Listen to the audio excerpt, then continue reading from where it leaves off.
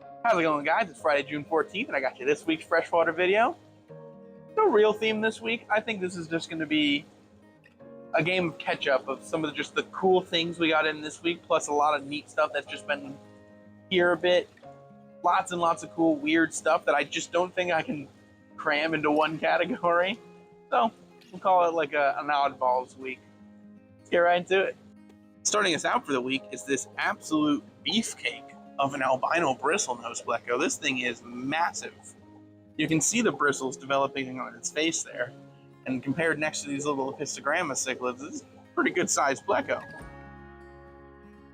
I don't get to see these bristlenoses in very often at this size, especially not the albinos. The normals will sometimes come in kind of big, but not the albinos. Really cool to see a nice big large one. And you've probably heard me mention in the past, if you watch for a while, bristlenoses don't get very big as far as plecos are concerned. So here you can see an adult bristlenose, pretty much, leveled up against some dwarf cichlids and some histogrammas. And yeah, they stay relatively small, but they're super cool. Absolutely awesome plecos I very much love. And of course, speaking of fun fish, I'd be remiss not to mention the absolutely adorable little freshwater Amazon puffer. Absolutely love these little guys. Incredibly expressive faces. Really cool little fish. Hanging out with those golden dwarf cichlids, those beautiful histogrammas, and these judapari who just cannot happen to be right in front of the camera all the time. Here, you've got your 15 seconds of fame, little guy. They are really pretty though. Gorgeous looking judapari. Wouldn't feel right if I did an awesome oddball week without including these awesome ornate bushfish, these beautiful tenopomas. Absolutely awesome fish. As these guys start to mature and develop, they have this beautiful dark burnt orange body with these cool black banding stripes, and you can start to see a lot of that coming in now with a handful of these guys here. We've got probably 5 or 6 of them, both males and females. We've got a male coming up here, female just below them there, an interrupting swordtail. Really awesome little dudes. This male in particular is really starting to come into those colors. Look at those fins. In love with them. Awesome little fish. Cool all around. They're kind of like a micro gourami, but not the micro gourami. More on that later. But yeah, all around super cool. Ornate bushfish. Definitely look into these guys if you haven't already. Up next this week, we've got the ever beautiful and ever difficult to focus on fire ring danios. I love danios in particular for a lot of reasons. They're just incredibly active fish. If you're looking for a fish that keeps really nice tight schools and is just always moving, always ready to eat, always happy to see you, danios are the way to go. And these fire rings are especially cool. They have that nice like gold red along with that blue-black that zebra danios have, but the really cool leopard patterning of leopard danios, so it's kind of a best of both worlds with these guys. And again, this is another one of those danio species that doesn't get very big either. They're not like giant danios or pearl danios. Really awesome. And if you're like me and you like trout a lot, despite being someone who's lived in South Florida his whole life, these guys are like the closest thing to a common aquarium fish that you're gonna get for a trout. Really awesome all around. Absolutely love them. I just don't feel like danios are appreciated enough. And speaking of fish I feel like aren't appreciated enough, I mean, rainbow fish in general, sure, I don't feel like are appreciated enough, but I think they've got their cult following. But amongst rainbows, I think these neon dwarf rainbows are not talked about enough. Because I'll admit, most rainbow species are kind of just out of the spectrum of most keepers. But the neon dwarf rainbows have all the amazing colors and unique body shape of those larger rainbow species in a small, easier to care for, manageable package. It's incredibly easy to tell the sexes apart. You can keep whatever ratios you want to keep. They're beautiful. These aren't even mature adults. When they mature, they're gorgeous. Both sexes look good in this species too. The females get the nice gold fins, the males get the nice red fins. I don't know why they are so slept on. They're just incredible schooling fish. I absolutely love them. And they stay really small. So, amazing fish all around. Love to show them off. Neon dwarf rainbows. And of course, you may have seen some of these gorgeous half moon candy female betas floating around in here too. Got a handful of them right now. Awesome stuff. You ever feel like I've just been spending too much time in this one tank? I think it's like the third week in a row we've come back to this tank. And it's not even to talk about any of the fish that we've talked about in the last 2 weeks. It's just really cool stuff in this tank. So apart from the beautiful apistos and the gorgeous swordtails, in this tank, there is also another really cool fish, which is this guy, the giant sparkling gourami.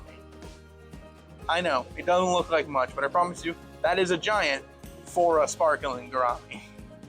Sparkling gouramis are another very, very diminutive, minute little gourami species, and you can really see where they get that name because they have this beautiful, like, reflective blue to their eyes. You can see as he looks away from me or turns his head that the blue isn't there, but then when you're looking right at him, dead on, they have that shiny blue eye. Super cool fish. Another one I think is super underappreciated. Is this inevitably going to be like a micro gourami theme? Because there's still another one. Either way, awesome fish. Also, a lot of these Apistogramma borellii are really coloring up now, and it is so cool to see.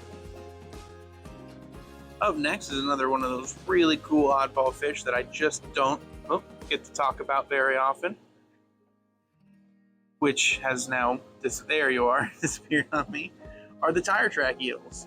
I mean, spiny eels in general are really, really cool fish. They're just so unique. They're not actually eels, by the way, but they are just incredibly unique little fish. And there he goes. Absolutely love the spiny eels. Hopefully we'll see more later. We have a handful of tire track eels in right now, but hanging out in here with him is also a nice big royal pleco who, again, just doesn't want to show his face, as well as some beautiful neon blue Stiphodon gobies. Absolutely gorgeous. You can really see some of them coming into that blue now. Another cool oddball fish that I don't think it's talked about enough. But yeah, cool stuff. All right, if the tire track won't give me the time of day to try to talk about spiny eels, how about a young fire eel? Another one of the absolute coolest spiny eels. All around, absolutely amazing creatures.